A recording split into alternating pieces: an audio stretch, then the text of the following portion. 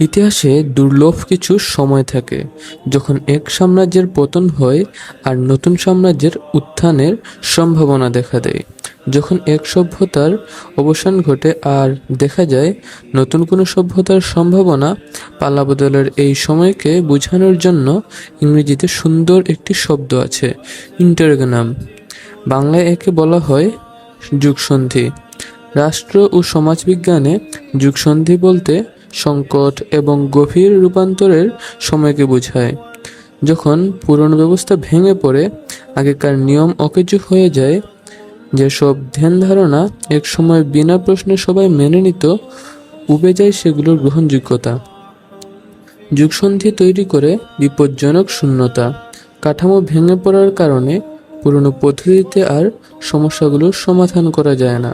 কিন্তু নতুন নিয়মগুলো তখনও লেখা হয় না, লেখা হলেও স্পষ্ট থাকে না।